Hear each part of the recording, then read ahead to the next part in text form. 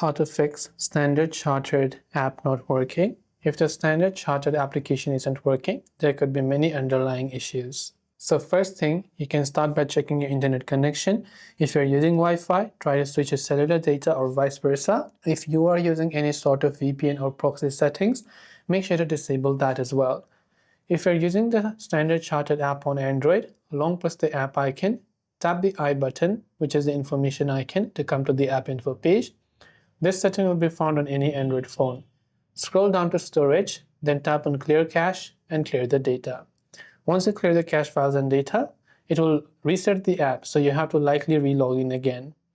Then go to your Play Store, search for the Standard Chartered application, check if it has an update, and if it does, then make sure to update it to the latest version. Hopefully one of these may have helped you solve the problem. If you have any questions, feel free to leave them down. Thanks for watching and see you in the next video.